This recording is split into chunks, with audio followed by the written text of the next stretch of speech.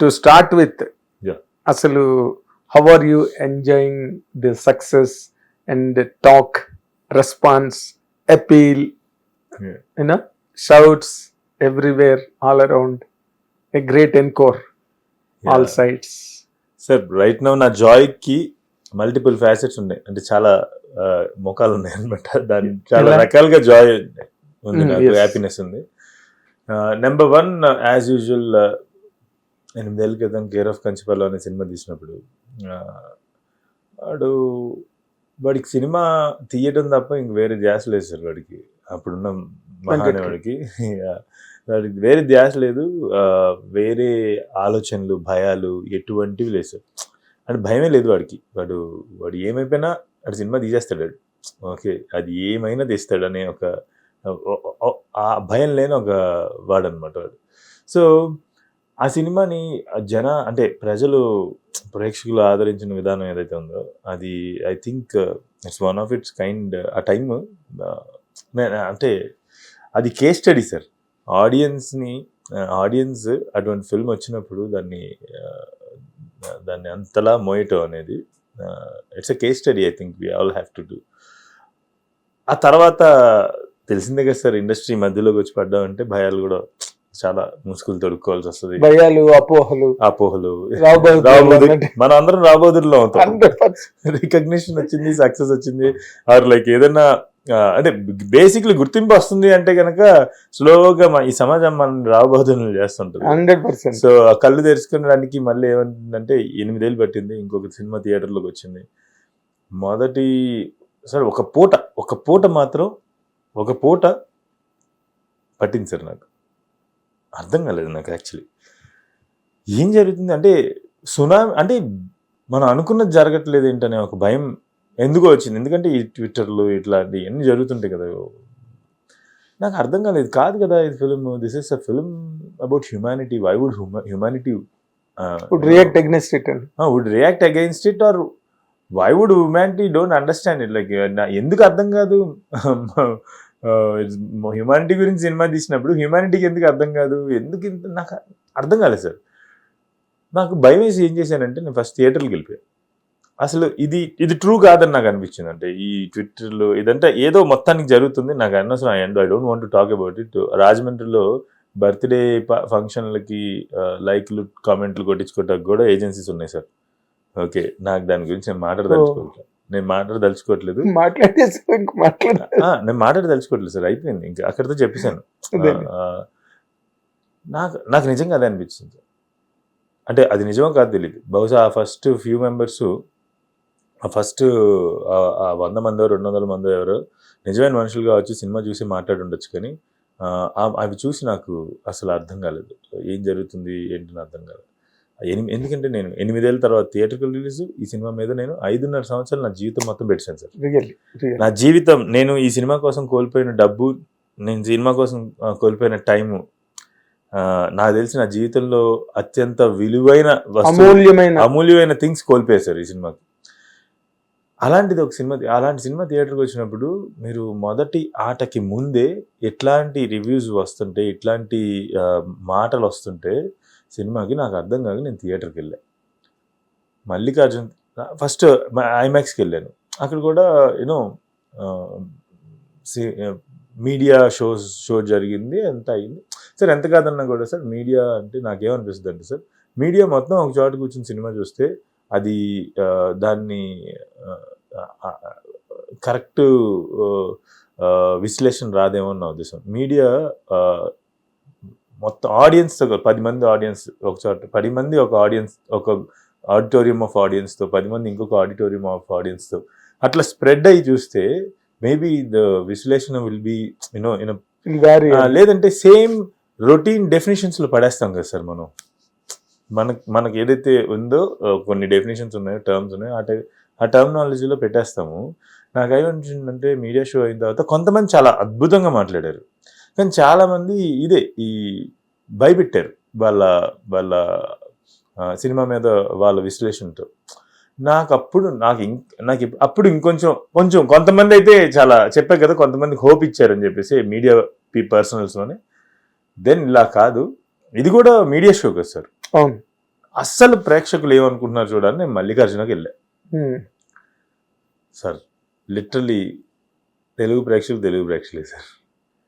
Eruption ఒక విస్ఫోటనం అనమాట. సెకండ్ హాఫ్ మొత్తం ఇంకా ఇలా చిన్న చిన్న విస్ఫోటనాలు కలిసి లాస్ట్కి ఒక పెద్ద eruption. And I fell real నేను యాక్చువల్లీ లిటరలీ కృంగిపోయాను ఫస్ట్ ఆటకి, మొదటి మీడియా ఆట ప్రీమియర్స్ తర్వాత కృంగిపోయాను. కానీ దేవుళ్ళు సార్ తెలుగు ఆడియన్స్. అసలు నేను డాన్స్ చేసా యాక్చువల్లీ వెనకల డ్రెస్ రూమ్ లో సార్, డ్రెస్ సర్కిల్ లో కూర్చుని చూస్తున్నాం. ఆ ఎరప్షన్ చూసి నేను అసలు వెనక డాన్సెస్ అనమాట. సో ఫైనల్లీ 5.5 సంవత్సరాలు దీని మీద పెట్టిన ఏదైతే కోల్పోయాను అనుకుంటున్నానో అవన్నీ తిరిగి నాకు మళ్ళీ గెలుచుకున్నట్టు అనిపించింది అనమాట. సో అయితే నేను ఇది ప్రేక్షకులు నన్ను గెలిపించినందుకు వచ్చిన ఆనందం ఒకటైతే. ఇంకో వైపు నుంచి వాడు భయస్థుడు ఉన్నాడు కదా సార్, ఒకడు వాడు భయం లేనివాడు ఒకడు ఉన్నాడు కదా. కంచపాలెం తీసినప్పుడు ఉన్న వెంకటేష్ భయం లేనివాడు ఎవడైతే ఉన్నాడు, వాడికి చాలా రకాలుగా అంటే ఇంటిగ్రిటీ కోల్పోతానేమో, నా ఇంటిగ్రిటీ కోల్పోతానేమో ఈ పరిస్థితులన్నిటి వల్ల అని చెప్పి చాలాసార్లు భయపడే స్థితికి వెళ్ళా సార్. నేను ఇంటిగ్రిటీ కోల్పోతానేమో, ఈ సినిమా కనుక ఒకవేళ అటు ఇటు అయ్యుంటే, ఒకవేళ ఆ మొదట వచ్చిన ఏమంటారు ట్వీట్స్ ఇవన్నీ చూసి ఈ సినిమా కనుక అదే నిజమై ఉంటే కనుక, ఈ సినిమా నిజంగా వాళ్ళు చెప్తున్నది నిజమైపోయి ఉంటే గనక, ఆడియన్స్ గనక అది వాళ్ళ చేతుల్లోకి తీసుకోకపోయి ఉంటే గనక, ఈ సినిమా తాలూకా రిజల్ట్ని వాళ్ళ చేతుల్లోకి తీసుకుని వాళ్ళు బయటకు వచ్చి చెప్పుండకపోయి ఉంటే గనక, అంటే లిటిల్ ఎంత సార్, వేల మంది వీడియోస్ పెట్టి అసలు సార్ ఎవరైనా సినిమా బాగుంది ఇది బాగుంది అంటారు సార్. సార్ అందరూ వాళ్ళు పుస్తకాలు రాస్తున్నారు sir actually, which is what the film has deserves. A good film deserves, and also film అదే కదా సార్ ట్రిగర్ చేయాల్సింది. కరెక్ట్, ఎన్నో ఆలోచనలు ట్రిగర్ చేయాలి. తెలుగు ఆడియన్స్ కనుక ఈ సినిమాని చేతిలోకి తీసుకుని ఉండకపోతే మొదటి రోజు మధ్యాహ్నం కల్లా ట్విట్టర్ రివ్యూలే గనక డామినేట్ చేస్తుంటే భయం లేకుండా భయపడకుండా కేర్ ఆఫ్ కంచపాలెం తీసి ఇప్పుడు కూడా జీవితంలో అన్ని అంటే పక్కన పెట్టేసి ఈ సినిమా చెప్పాలి తెలుగు ప్రేక్షకులకి అని బతికినటువంటి వెంకటేష్ మహా అనేవాడికి ఇంటిగ్రిటీ కోల్పోయాడు సార్. వాడు అది ఇంటిగ్రిటీ, నేను బతకాలి కదా, బతకాల్సిన ఇంటిగ్రిటీ కోల్పోవడం అంటే ఇంకా వచ్చిన అడ్వాన్స్లు తీసుకోవడం. అంటే ఇప్పటికీ కూడా నేను అడ్వాన్స్లు తీసుకోవడానికి I'm willing sir, because I last a lot in the process కదా. యా, బట్ నాకు అడ్వాన్స్లు ఇచ్చే వాళ్ళు నేను చెప్పే కథల్లో నమ్మకం లేకుండా పోయేది సార్. అది నాకు తెలుగు ఆడియన్స్ ఈరోజు నాకు ఇచ్చిన గిఫ్ట్ ఏంటంటే, నా పరిశ్రమ నన్ను నమ్మేటువంటి గిఫ్ట్ ఇచ్చారు. నేను చెప్తున్న నా కథని, నేను చెప్తున్న కథల్ని, లేదంటే దాంట్లో దానిపైన నా పరిశ్రమకి నా కథలపైన నమ్మకం తీసుకొచ్చారు. వాళ్ళ చేతిలోకి ఈ సినిమా బాధ్యత తీసుకుని. కరెక్ట్. సో ఈ రెండు ముఖ్యమైన అంటే reasons for me to be happy today. Exactly, అది చాలా పెద్ద విక్టరీ. నీ వెనకాతలు ఉన్న ఆ లైఫ్ స్టైల్ ఉంది చూసావా, ఒక కన్విక్షన్, నేను ఇలా తీస్తాను, ఇలాగ కొత్త సినిమా తీయాలి అన్న కన్విక్షన్ ఎక్కడో గాలికి ఎగిరిపోయి ఉండేది. 100% ఈజీగా కోల్పోయేవాడిని సార్ నేను. అప్పుడు మహా తీసి ఆకలి కదా sir, at the end of the day మనిషి వాడికి ఆకలి వేస్తుంటది. కొన్నాళ్ళు రిస్కులు చేయగలరు సార్, ఎంత రిస్క్ అయినా ఆ రిస్కులు ఫలించినప్పుడు ఏమవుతుంది సార్, ఆడికి ఆకలి ఇంక వాడు బతకాలి, ఎగ్జిస్టెన్స్ మీదకి వచ్చి. వాడు ఒక్కడే కాదు కదా, కుటుంబాన్ని పోషించాలి, వాడిని నమ్మి, వాడితో పాటు వాడిని నమ్మి ఉన్న టీమ్స్ ని పోషించాలి, అంత ఉంటది కదా సార్. వాళ్ళ నమ్మకాన్ని కోల్పోకూడదు, నా టీం యొక్క నమ్మకాలను కోల్పోకూడదు. నా నుండి ఇప్పుడు ఫర్ ఎగ్జాంపుల్ నాతో పని చేసి దర్శకులు అయిన వాళ్ళు ఉంటారు, వాళ్ళకున్న ఆ స్ఫూర్తి నా నుండి వాళ్ళకి వచ్చే స్ఫూర్తి ఏదైతే ఉంటుందో అది కోల్పోకూడదు, వాళ్ళు కోల్పోకూడదు. అది ఇలా ఎన్నో రీజన్స్ ఉన్నాయి, ఎన్నో కోల్పోయి ఉండేవాడిని సార్ నేను. కరెక్ట్. అయితే ఇందులో నేను నిన్న మొన్న మీ ఫంక్షన్లో కూడా మాట్లాడినప్పుడు ఒక మాట చెప్పాను, ఇది నీ ఒక్కడి విక్టరీ కాదు, నీ వెనకాతల పాపం స్క్రిప్ట్లు కొత్తవి పట్టుకుని, కొత్త కథలు పట్టుకుని తిరిగి అలసిపోయి ఆకలితో విసిగిపోయి ఉండేవాళ్ళు ఉంటారు చూడు, వాళ్ళందరికీ లైఫ్ ఇచ్చావు సార్. ఈ మాటకు వస్తే, మీరు ఈ మాట తీశారు కాబట్టి, సత్య నేను నేను మీకు ఒక చిన్న విషయం చెప్పాలి. చెప్పు. కంచపాలెం తీసినప్పుడు నేను తర్వాత ఏ ఆఫీస్కి వెళ్ళినా లేదంటే కృష్ణానగర్, నేను ఇక్కడి నుంచే వెళ్ళాను కదా, ఇక్కడే ఉండేవాడిని మొదట్లో. ఎప్పుడైనా కృష్ణానగర్ వచ్చిన అసిస్టెంట్ డైరెక్టర్స్ కలిస్తే థ్యాంక్ యూ అన్న, మాకు కథ చెప్పడానికి యాక్సెస్ దొరికేది కాదు, ఏదైనా ఇలాంటి కథ చెప్పాలంటే, కానీ ఇప్పుడు యాక్సెస్ దొరికింది అన్న, గుడ్, హ్యాపీ అయ్యేవాడిని. ఈరోజు మీరు ఈ మాట అన్నారు కాబట్టి నాకు ఒక విషయం చెప్పాను సార్. సత్య నేను ఇంటి లోపల వరకు మేము మా ఇళ్ళల్లో మనుషులం సార్. ఇంటి బయటకు వస్తే తెలుగు సినిమా ఖ్యాతిని పెంచాలి, తెలుగు సినిమాని అంటే తెలుగు ఆడియన్స్కి వాస్ట్ ఎక్స్పీరియన్సెస్ ఇవ్వాలి అనేటువంటి ఆలోచన మా ఇద్దరిది ఎవ్రీడే. సో అలాంటి ఆలోచనల్లో మేము ఇలాగా కానీ అవకాశం తరచుగా రాదు. మొన్న ఏదో సత్య చెప్తున్నాను కదా, సో అంటే ఎన్నో ఎవ్రీడే నేను ఐ స్ట్రగుల్ అని చెప్పేసి చెప్పారు ఆయన. ఆ దేంట్లో సార్ మేమిద్దరం ఎప్పుడు అనుకుంటాం, అరే మహా సత్య ఎదురు ఒకరు అనుకుంటాం. ఈరోజు మనం కనుక కాంప్రమైజ్ అయిపోతే ఎంత బ్యాడ్ ఎగ్జాంపుల్స్ అవుతాం కదా.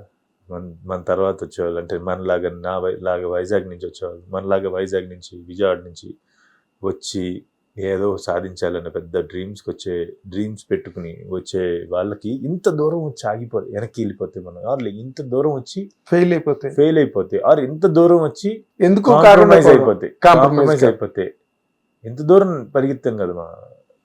ఎంత బ్యాడ్ ఎగ్జాంపుల్స్ అయిపోతాం కదా మనలాంటి మహాలకి సత్యాలకి అని చెప్పేసి ఎన్నోసార్లు అనుకుంటూ ఉండేవాళ్ళు. సో ఐ థింక్ మీరు అన్న మాట ఏదైతే ఉందో అది మాకు అది రెస్పాన్సిబిలిటీ కదా సార్. అవును, మా రెస్పాన్సిబిలిటీ కదా అది. అవును.